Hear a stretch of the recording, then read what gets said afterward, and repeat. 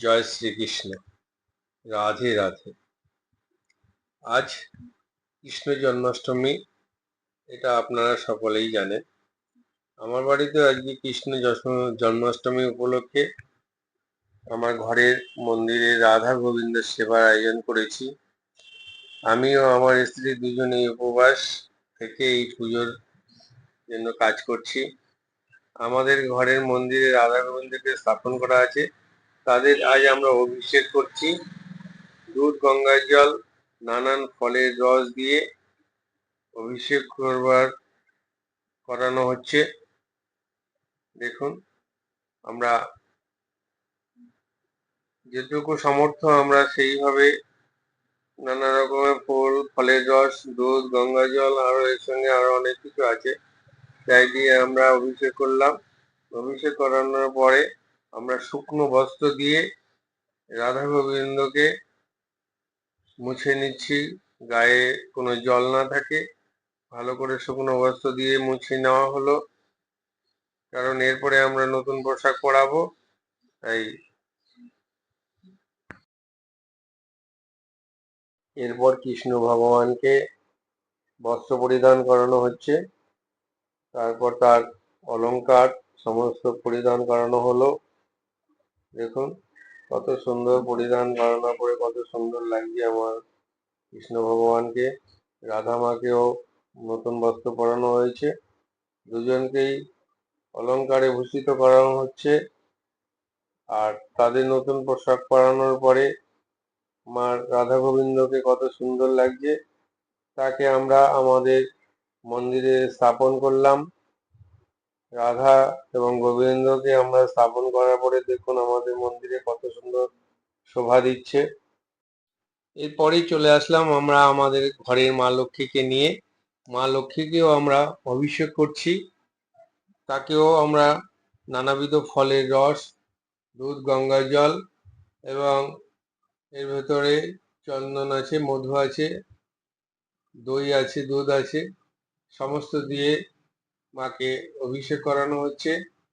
যেইভাবে আমরা আমাদের রাধা কৃষ্ণকে অভিষেক করেছিলাম সেইভাবেই মাকেও আমরা অভিষেক করছি। আমি প্রথমে করলাম, তাও আমার ওয়াইফ করছে। এবার আমরা গঙ্গার জল দিয়ে সমস্ত গাটা ধুয়ে নিয়ে এবার শুকনো কাপড় দিয়ে মুছে নিলাম। বস্ত্র পরিধান করানোর পরে আমরা মায়ের সমস্ত অলংকার ভূষিত করানো হলো। এরপর মাকে নিয়ে আমি চলে আসলাম আমাদের মন্দিরে, সেখানে সিংহাসন রেখে তার উপরে আমি আমার মাকে, দেখুন আমাদের লক্ষ্মী মায়ের মূর্তিটি কত সুন্দর লাগছে দেখতে। আমাদের সিংহাসনে মায়ের মূর্তি স্থাপন করানো হলো। এরপর আমি রাধা গোবিন্দকে আমাদের ফুলের মালা দিয়ে সাজালাম, মাথায় রজনীগন্ধার মুকুট পরানো হচ্ছে। রাধা এবং গোবিন্দকে দুজনকেই আমরা মুকুট পরালাম।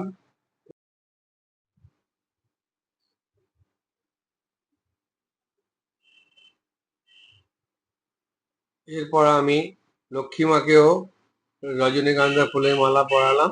তারপর আমার স্ত্রী পুজো করতে বসে গেছে, আর সমস্ত পুজোর উপকরণ সাজিয়ে নিয়ে উনি পুজো করছেন। আমি ততক্ষণে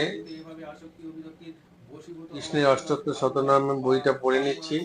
আর কৃষ্ণ অষ্টোত্তর শতনাম পড়ার পরে আমি শ্রীমদ্ ভাগবত গীতা পাঠ করব, কারণ আজকের দিনে শ্রীমদ্ ভাগবত গীতা পাঠ করা এবং কৃষ্ণের অষ্টোত্তর শতনাম পড়া খুবই একটা পুণ্যের ব্যাপার। যাই হোক, আমি আমার অষ্টোত্তর শতনামটা পড়ে নিচ্ছি। এদিকে আমার ওয়াইফ পুজো সমাপ্ত করে ঈশ্বরের কাছে বর প্রার্থনা করে নিচ্ছে। আমি ভাগবত পাঠ করছি। আমার ভাগবত পাঠ করা হয়ে গেলে পরে আমি মালা জপ করছি, কারণ আমাকে 4 মালা জপ করতে হয়। মালা জপ করার পরে আমি ঈশ্বরের কাছে প্রণাম সেরে নিলাম।